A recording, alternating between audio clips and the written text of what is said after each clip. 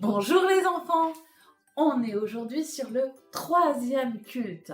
Et juste avant de débuter ce culte-là, je vous propose de voir les créations des petits loups et des explorateurs sur l'Arche de Noé, le tuto que vous a présenté Théa.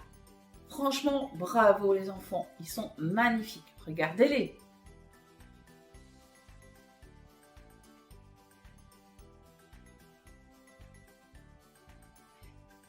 Et là, nous allons commencer un culte sur Daniel. C'est tout un livre de la Bible et ça raconte une histoire fabuleuse. Mais avant de commencer, nous allons chanter un chant que vous connaissez tous. Encore une fois, salut, salut!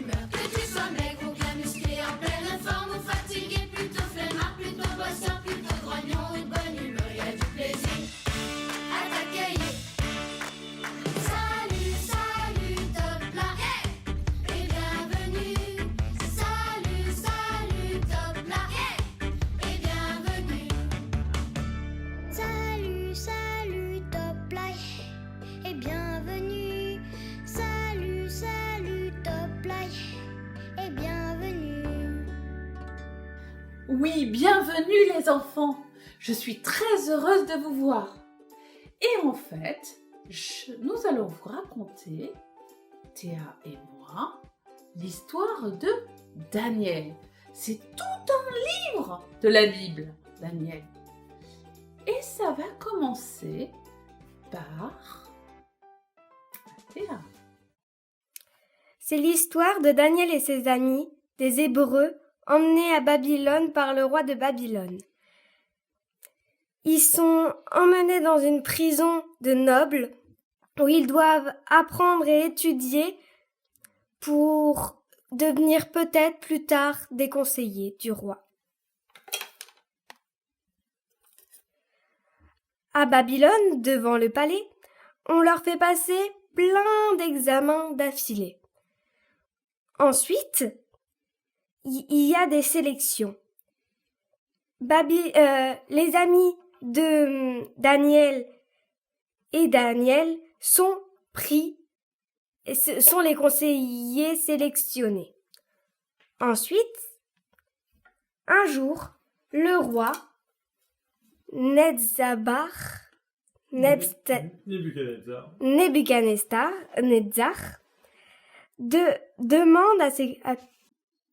Un jour, Nebuchadnezzar demanda à tous ses conseillers de lui raconter le rêve dont il avait rêvé et de lui expliquer la signification.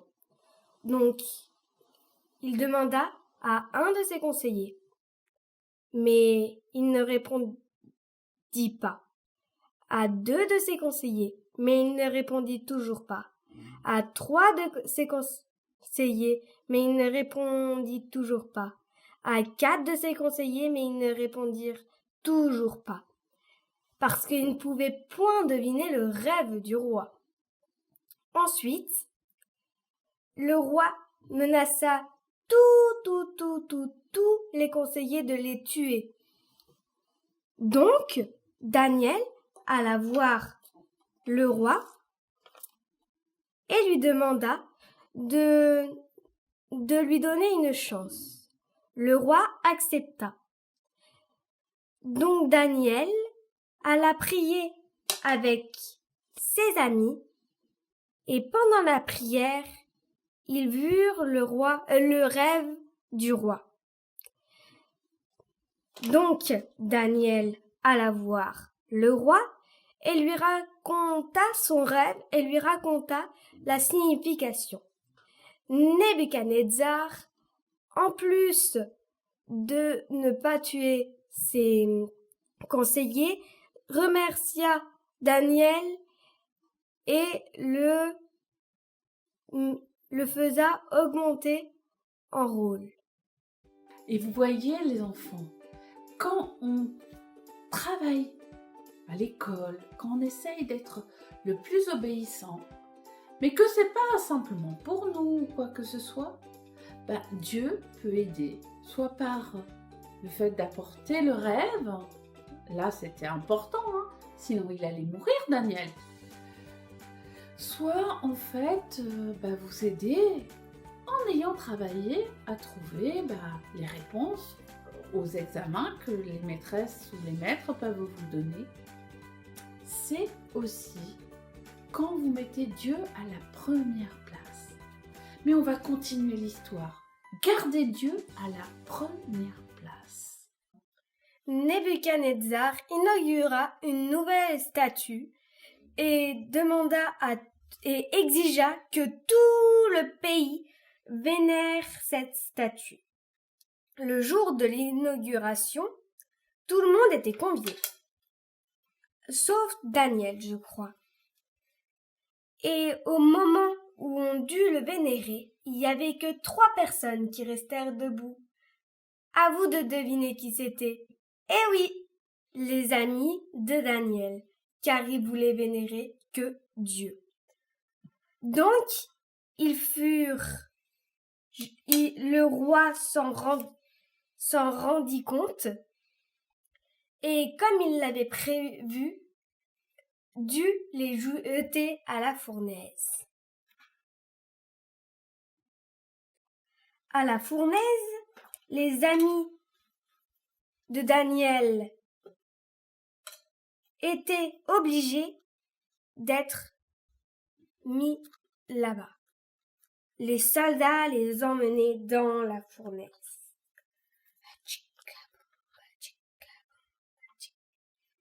Quand ils furent dans la fournaise, les amis eurent comme un ange, un homme vêtu de vêtements lumineux, apparut. Nebuchadnezzar se demanda s'ils n'étaient pas que 3 à être rentrés, et pas 4. Mais si, ils étaient 4 dans le feu. Donc le roi dit tout de suite qu'ils devaient sortir du feu. Les amis sortirent du feu sans aucune blessure, sans aucun dégât. Ils étaient sortis comme ils étaient rentrés. Vous voyez, la Théa vous a raconté la suite. Effectivement, les amis de Daniel ont risqué leur vie parce qu'ils ont laissé encore Dieu à la première place.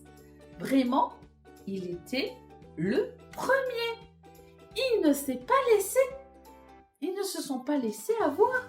Ils ont continué à ne prier que Dieu. Et ça, Dieu, il le reconnaît. Et il était avec eux dans la fournaise. Il les a protégés complètement. C'est fabuleux, hein? Allez, là maintenant, le roi de Babylone a cru en Dieu. Et tout son pays croyait après en Dieu. Mais là, Théa va nous raconter la suite. Vous souvenez-vous du rêve de Nebuchadnezzar où il était écroulé par une pierre? Il s'est accompli. Tout son royaume fut attaqué par les Perses. Et quelques heures plus tard, le nouveau roi Darius était sur le trône avec ses soldats. Donc, Darius fut la connaissance de Daniel et de ses amis. il apprécia beaucoup Daniel et ses amis. Et un jour, des serviteurs jaloux dirent au roi comme quoi et furent signés au roi une loi qui interdisait toute personne priant quelqu'un d'autre que le roi. Le roi s'y dit bien sûr, mais c'était un piège. Quelques heures plus tard,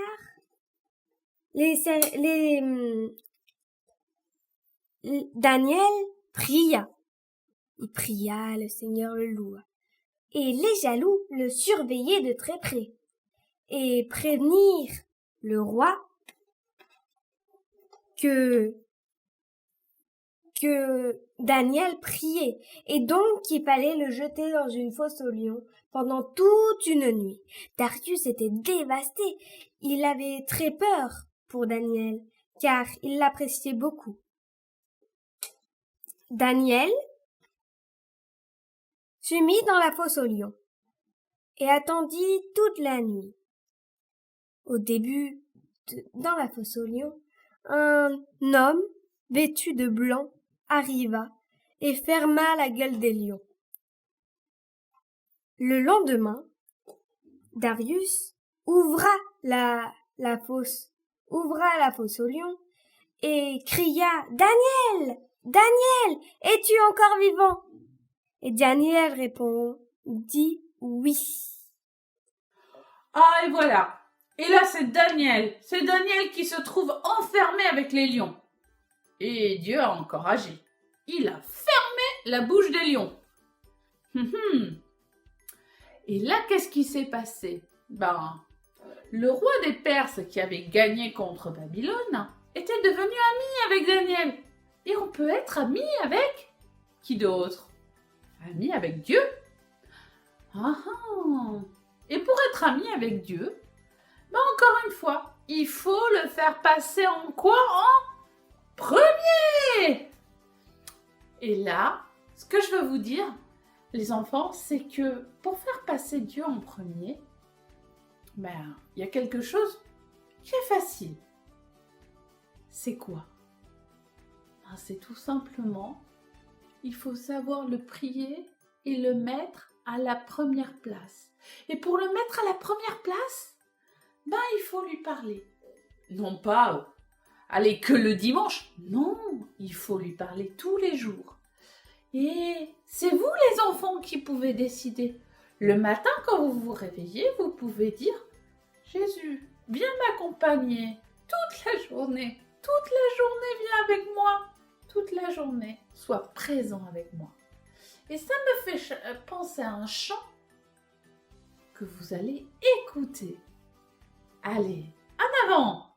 Confie-toi en l'Éternel, de tout ton cœur. Et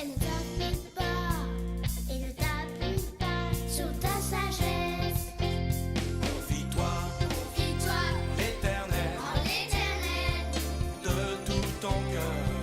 Et ne t'appuie pas et ne t'appuie pas sur ta sagesse.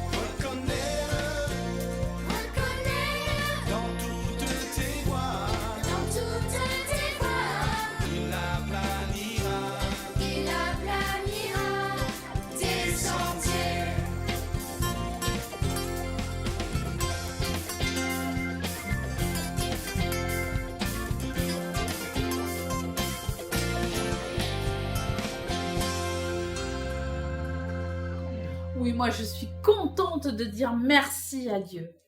Et maintenant, nous allons passer à l'atelier récréatif.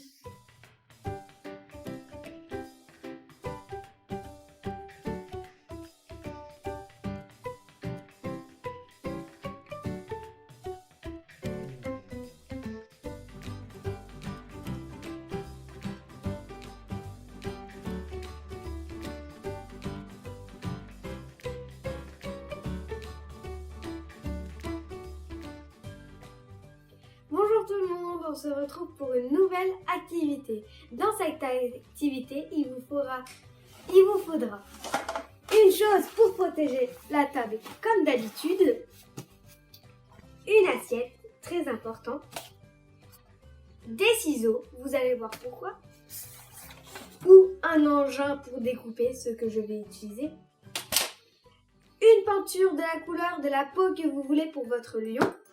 Elle peut être de la couleur que vous voulez, vert, bleu, jaune, moi je prends du doré. Des feuilles pour faire la crinière en jaune et c'est à ça que va servir les ciseaux. Et un rouleau avec une peinture blanche, un marqueur noir et un petit tampon pour nous aider à faire les yeux. Voilà. Donc on va commencer par peindre en doré. Il faut mettre la peinture sur l'assiette et ensuite étaler avec le matériel qu'on avait prévu pour étaler.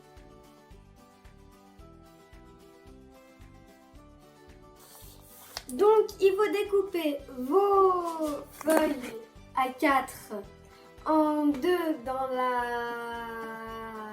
largeur, comme ça. Là c'est la largeur, la longueur, et ici, il faut découper ici. Et ensuite, découper comme ça, voilà. Et faire plein de bandes comme ça. Et on se retrouve dès que j'ai terminé. Dès que vous avez terminé de faire vos bandelettes, vous ouvrez votre colle et vous prenez qu'un bout, ou l'œil 2. Vous prenez qu'un bout du papier, vous le collez et vous le collez vers le bord de l'assiette, vers ici. Et on se retrouve dès que j'ai terminé. Alors je fais des yeux un peu croisés, comme des flèches, un début de flèche.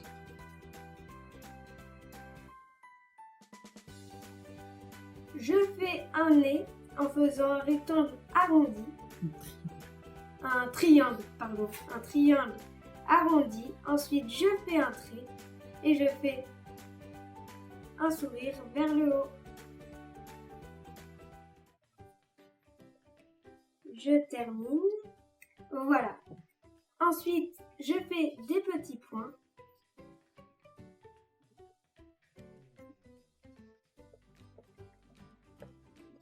Et maintenant, on passe au détail. Je colorie l'intérieur du museau en noir.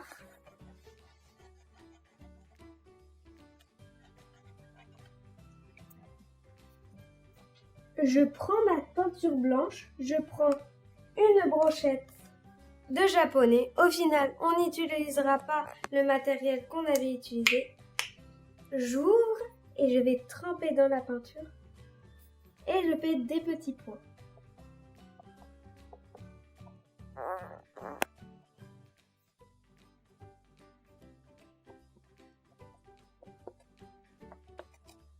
Voilà mon lion terminé. Qu'est-ce que vous en dites? À vous de m'envoyer la photo de votre lion. Et j'espère que ça va être assez simple pour vous. Si vous avez besoin, n'hésitez pas à demander de l'aide à vos parents. Moi, j'en ai eu besoin. Mais je pense que le résultat en vaut le coup. C'est un beau petit lion qui a sauvé Daniel. Parce que rappelons-nous de l'histoire, c'est Daniel. Bye bye les amis. Avec ces beaux masques, j'espère que vous vous réjouissez de pouvoir faire les grands lions. Donc nous allons, en fait, chanter un dernier chant que vous connaissez tous. Et après, on passera au préado. C'est quoi? C'est bye bye!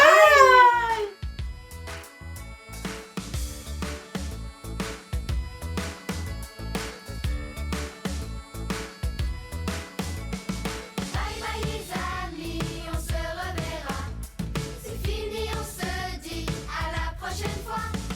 Va dire à tes copains comment Dieu les voit et qu'il les aime tous d'un amour grand comme ça.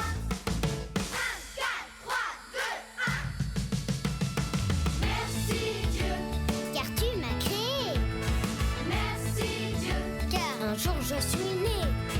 Merci Dieu, car tu m'as aimé. Merci Dieu, car je peux te chanter.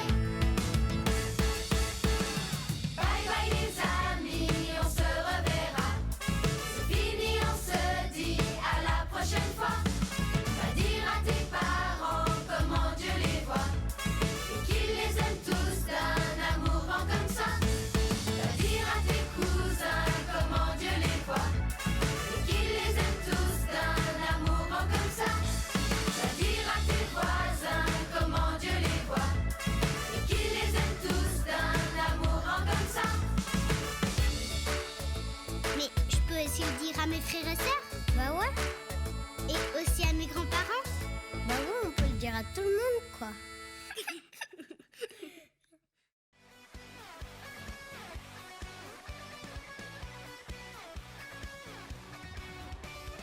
Coucou les audacieux! Donc nous sommes très contents de vous retrouver aujourd'hui dans notre cuisine pour vous partager une petite pensée. Alors, est-ce que vous vous rappelez du verset qu'on l'a choisi avec toute l'équipe des monos pour cette année? C'est le psaume 37, verset 4, qui nous dit que là où sera ton trésor, là aussi sera ton cœur. Donc effectivement, parmi les trésors que le Seigneur nous a confiés, nous allons parler aujourd'hui de l'amitié. Alors, il ne s'agit pas d'un trésor que nous avons dès notre naissance, mais d'un trésor que nous développons et que nous entretenons durant toute notre vie, selon nos choix. Effectivement. Alors là, on va vous demander de réfléchir. Quand on vous dit amitié, prenez quelques temps. À quoi ça vous fait penser? Alors Esther, à quoi ça te fait penser l'amitié? Alors moi, ça me fait penser à la confiance, à l'alliance, à l'identité, à l'épanouissement, à l'entraide, à des centres d'intérêt communs qu'on peut avoir avec nos amis. Et il peut y avoir aussi des aspects négatifs. Et on a relevé aussi, l'amitié, ça peut être aussi une source de blessures. Ça peut être aussi lié à la moquerie ou même à la trahison. Mais alors, qu'est-ce que la Bible, elle nous enseigne au sujet de l'amitié? Et comment choisir nos amis? Alors, on a essayé un petit peu de diviser tout ça en différents points. Et parmi ces points, le premier que la Bible nous enseigne, c'est les amis deviennent des frères et sœurs dans l'adversité. Et ça, on le retrouve dans Proverbe 17, où c'est marqué qu'un ami aime en tout temps et que dans les difficultés ou dans les malheurs, il se montre un frère. Donc c'est une vraie valeur que vous allez retrouver chez un ami. Ensuite, selon le cœur de Dieu, les amis coopèrent et s'encouragent et s'entraident. Donc ce n'est pas le nombre d'amis qui compte, mais plutôt la qualité de la relation que vous pouvez avoir avec un camarade de classe ou autre, pour un voisin. Et elle doit porter des fruits qui sont l'entraide et le soutien. Et avec tout ça, la Bible nous dit aussi que des amis, ils doivent se réjouir l'un avec l'autre, mais l'un pour l'autre. C'est-à-dire qu'il ne doit pas y avoir de place, que ce soit pour la jalousie, la comparaison ou l'envie. Ensuite, quatrième point, les amis se pardonnent mutuellement. Donc, comme dans toute relation, il peut y avoir des incompréhensions, des tensions ou des blessures, mais des vrais amis savent se pardonner mutuellement et se reconstruire. En cinquième point, on a noté que les amis, dans la Bible, ils ne se laissent pas aller à la colère, la rivalité ou la moquerie. C'est vrai que des fois, il peut y avoir des moments un peu plus compliqués, des moments où on ne se comprend pas toujours avec son ami, mais il ne faut pas que notre relation soit basée uniquement sur ces sentiments-là. Il ne faut pas qu'il y ait de jalousie ou qu'il y ait une personne qui cherche plus son intérêt que celui de son ami. Ensuite, selon le cœur de Dieu, les amis évoluent dans la vérité et dans la confiance. Ce sont deux valeurs qui caractérisent aussi le Seigneur. Donc les amis n'ont pas peur de dire la vérité et d'avoir un regard juste et bienveillant, même si cela peut faire mal. Dans Proverbe 27, verset 6, nous rappelle que les blessures d'un ami prouvent sa fidélité. Donc il ne s'agit pas de juger ou blesser dans le sens propre, mais plutôt de conseiller. Et en dernier point, on aimerait quand même vous dire qu'au-delà de tout cela, les amis selon Dieu, ils doivent partager, échanger et découvrir ensemble les trésors de la parole de Dieu et de la prière pour grandir selon les plans que Dieu il a prévus pour chacun d'entre vous. Et vous devez en ça accomplir tous ces projets pour ta vie et réaliser des expériences ensemble avec vos amis. Ça c'est super important. Il faut que vous ayez des expériences tous ensemble. Et dans la Bible, on a des différentes histoires avec des liens d'amitié qui ont été très forts. Et on a décidé de vous en partager 3 aujourd'hui. Alors la première, c'est celle dans 1 Samuel 20 qui nous parle de l'amitié entre David et Jonathan, qu'on a appelée une amitié protectrice. Et dans cette amitié, on voit que Jonathan a déclaré à David qu'il l'aimait comme lui-même et qu'il a fait cette alliance avec David en lui promettant de le protéger de tout ce qui lui voudrait du mal et même des attaques du père de Jonathan qui voulait tuer David. Ensuite, la deuxième histoire qui nous a interpellés, c'était donc l'amitié entre Ruth et Naomi. Donc c'est une amitié, on l'a intitulée en fait une amitié fidèle. Donc ce sont 2 femmes qui sont restées fidèles l'une et l'autre dans les problèmes. En effet, Ruth était attachée du coup à sa belle-mère et donc c'était un amour fidèle. Donc ce mot est synonyme de sincérité et d'attachement dans les bons comme dans les mauvais moments. Et le fait que Ruth a été fidèle à Naomi a été un témoignage auprès de son futur époux Boaz. Donc comme quoi, le fait d'être fidèle, ça rend bon témoignage autour de nous. Et qui dit bon témoignage dit aussi questionnement dans notre entourage. Et de là, on peut témoigner aussi de ce que Dieu fait dans notre vie et de l'amour qu'il peut donner à ses enfants. Et la dernière amitié qu'on aimerait parler et qu'on retrouve dans la Bible, c'est une où toi, qui nous regarde, tu fais partie, puisque c'est celle de Jésus et qu'il a avec chacun d'entre nous. Et on l'a appelée une amitié qui donne tout. Parce que l'amitié, pour Dieu avant tout, c'est aimer gratuitement, sans espérer quelque chose en retour. Et il n'y a certainement pas de plus belle amitié qu'on retrouve dans la Bible entre celle qu'il y a entre Jésus et nous. Mais toi aussi. Et il connaît chacun des détails de ta vie, même avant ta naissance. Et il désire être avec toi dans les bons comme dans les mauvais moments. Et même quand ça va pas bien, il veut que tu lui donnes ta peine, il veut la porter avec toi pour que tu puisses vraiment t'en décharger et qu'il puisse t'accompagner dans ces moments-là. Et la plus belle preuve d'amitié et d'amour qu'on peut retrouver dans la Bible, c'est celle de Jésus qu'il l'a faite lorsqu'il a donné sa vie sur la croix pour que tu sois sauvé. Et Jésus a même dit dans Jean chapitre 15 verset 13 qu'il n'y a pas de plus grand amour que de donner sa vie pour sauver ses amis. Mais alors, Esther, si j'ai des amis qui vont pas à l'église, est-ce que je dois m'en détacher ? Alors c'est une très bonne question, surtout pour vous. Mais alors aujourd'hui, effectivement, nous parlons beaucoup d'influenceurs qui sont pris souvent, pour exemple, sur les réseaux sociaux. Mais en fait, ta priorité avant toute chose, c'est d'entretenir ton amitié avec Dieu et de connaître en fait sa volonté pour ta vie. Alors cela passe par des échanges au quotidien au travers de la prière, mais aussi par la volonté d'en connaître plus sur lui en lisant sa parole. Donc pour tes amis croyants ou non, il est important que tu te demandes comment tes amis t'influencent-ils, quels impacts peuvent avoir tes amitiés sur ta vie. Te sens-tu naturel avec eux ou essaies-tu d'être quelqu'un d'autre? Voilà, donc c'est des choses, c'est des questions qui sont primordiales en fait, et je te laisse y répondre.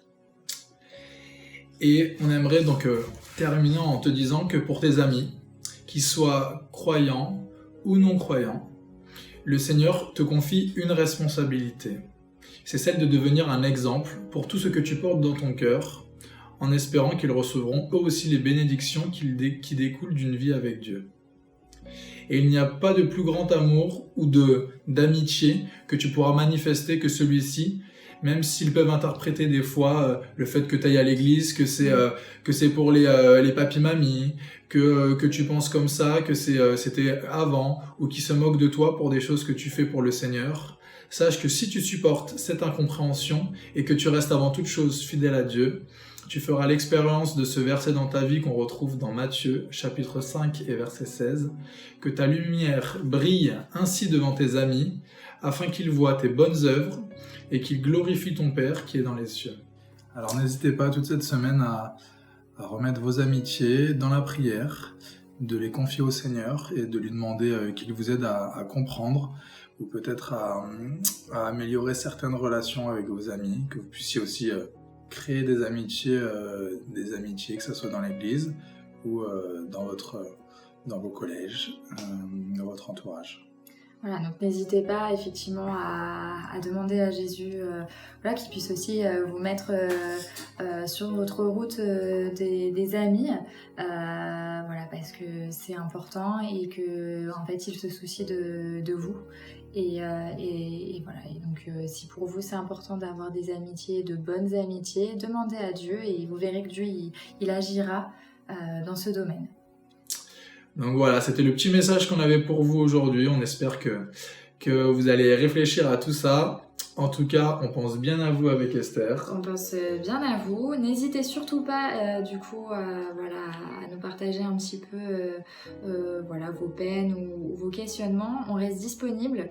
N'hésitez pas non plus à nous appeler parce que avoir des nouvelles de votre part, ça nous fait toujours plaisir et du bien. Donc voilà, sachez qu'on est là et qu'on pense fort à vous dans la prière. Voilà, alors restez chez vous. Encore plus pour très longtemps, on l'espère. Et que Dieu vous bénisse. On vous aime fort. Bisous, bisous. Bisous.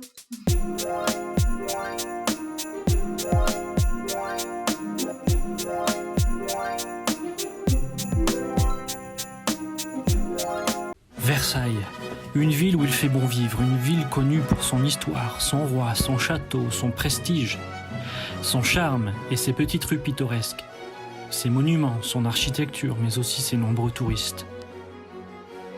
Mais Versailles, c'est aussi l'église évangélique Versailles-Clagny, une communauté réunie pour chanter et célébrer Dieu. Un endroit où la parole de Dieu est enseignée et où Jésus-Christ est proclamé comme sauveur. Un endroit où l'on peut prier ensemble et adorer Dieu, où on célèbre et chante le nom de Jésus. Car il est celui qui fait toute la différence. Rejoignez-nous tous les dimanches sur eevc.online.church.